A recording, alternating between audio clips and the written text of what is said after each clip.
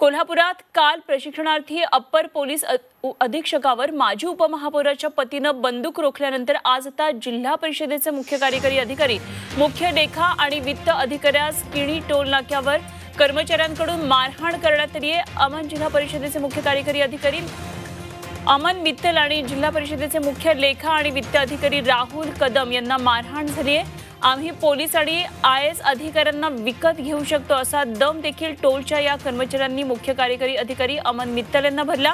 लोकसभा निवडणुकीचं कामकाज आटपून कोल्हापूरला परत येताना रात्री 11:30 वाजता ही घटना घडली आणि या प्रकरणी पोलिसांनी आता 2 कर्मचाऱ्यांना ताब्यात घेतल्याचं कळते। बातमी कोल्हापुरातून।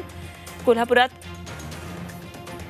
2 सरकारी अधिकाऱ्यांना अशा प्रकारे किणी टोल नाक्यावर कर्मचाऱ्यांनी मारहाण केली, धक्काबुक्की केली।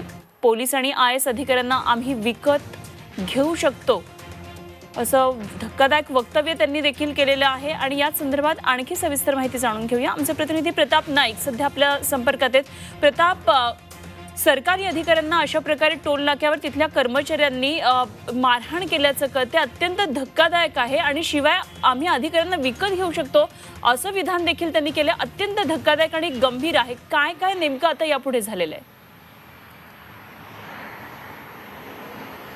नक्कीच अतिशय धक्कादायक अशा ह्या सगळ्या घटना कोल्हापुरात घडत आहेत। नेमकं कोल्हापुरात चाललंय काय अशा प्रकारचा प्रश्न उपस्थित केला जातो, कारण 2 दिवसापूर्वी अपर पोलीस अधीक्षक जे आहेत प्रशिक्षणार्थी शर्मा यांच्यावर एका मटका चालकानंच रिव्हॉल्वर रोखली होती आणि आता अमल मित्तल जे कोल्हापूर जिल्हा परिषदेचे मुख्य कार्यकारी अधिकारी आहेत त्यांना दमदाटी करण्यात आली, त्यांना धक्काबुक्की करण्यात आली आणि त्याचबरोबर त्यांच्यासोबत असणारे जे कदम म्हणून जे मुख्य वित्त लेखा अधिकारी आहेत त्यांना मारहाण करण्यात आलेली आहे।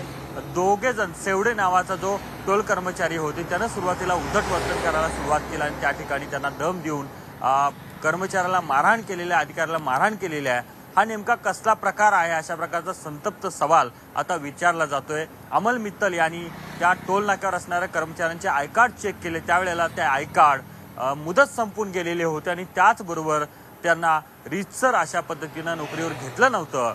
जर कायदेशीर पद्धतीनं आम्ही आमचं काम सरकारी काम करायला जात असू आणि त्यावेळेला जर अशा प्रकारचं जर वर्तन होत असेल तर याला काय म्हणायचं अशा प्रकारचा सवाल अमल मित्तल यांचा आहे। खरंय, सरकारी अधिकाऱ्यांना टोल कर्मचाऱ्यांची अशी वागणूक असेल तर सर्वसामान्य नागरिकांना हे टोल कर्मचारी कसे वागवत असतील हे सगळं खरं तर यामधूनच दिसतंय। धन्यवाद प्रताप दिलेल्या सगळ्या सविस्तर माहितीसाठी।